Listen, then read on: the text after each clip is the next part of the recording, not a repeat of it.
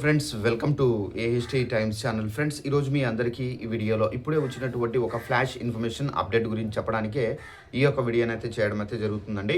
అయితే మన యొక్క తెలంగాణ రాష్ట్ర వ్యాప్తంగా సర్వే అనేది ప్రారంభిస్తున్నారు. అయితే మనకు తెలంగాణ రాష్ట్ర వ్యాప్తంగా మనకు ఈ సర్వే నిమిత్తం వీళ్లకు అధికారులు అయితే వస్తారు. వచ్చిన తర్వాత మీరు ఈ ప్రూఫ్స్ అనేది చూపించాల్సి అయితే ఉంటుంది.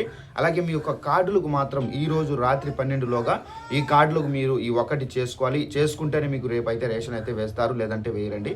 ఆ ఒకటి ఏంటి మీకు ఎక్స్ప్లెయిన్ అయితే చేస్తాను. ఈ వీడియో నచ్చినట్టు లైక్ చేసుకుని ఛానల్ కూడా మర్చిపోకుండా సబ్స్క్రైబ్ చేసుకోండి. మన యొక్క తెలంగాణ రాష్ట్ర వ్యాప్తంగా యూఎఫ్ఎస్ సర్వే అనేది స్టార్ట్ చేయబోతున్నారండి. ఈ యూఎఫ్ఎస్ సర్వే ద్వారా ఏంటంటే మనకు తెలంగాణలోని ఎవరైతే ఉన్నారో వారందరి ఇళ్ళకైతే అధికారులు అయితే వస్తారు. అధికారులు వచ్చిన తర్వాత మీ యొక్క రేషన్ కార్డు అలాగే మీ యొక్క ఆధార్ కార్డులు అనేది పరిశీలిస్తారు. పరిశీలించిన మీదప మనకి ఏంటంటే ఆధార్ కార్డులో ఏదైతే మొబైల్ నెంబర్ ఉంటుందో ఆ మొబైల్ నెంబర్కి పిన్ అయితే వస్తుంది. ఆ పిన్ అనేది మీరైతే వాళ్ళైతే ఎంటర్ చేసుకుంటారు. నెక్స్ట్ వచ్చేసి మనకు తెలంగాణ రాష్ట్ర వ్యాప్తంగా ఎవరు ఎంతమంది ఉన్నారు ఇంట్లో, అలాగే మీరు ఏమైనా జాబ్స్ చేస్తున్నారా లేదా, ఏం వర్క్ చేస్తున్నారా ఏంటనేది వాళ్ళకి సమాచారం ఇది ఇవ్వాల్సి అయితే ఉంటుంది అధికారులకు. అలాగే నెక్స్ట్ వచ్చేసి మనకి ఈ సర్వే అనేది ఈ రోజే లాస్ట్ డేట్. సో ఈ రోజే మనకు చేయడం అయితే జరుగుతుంది.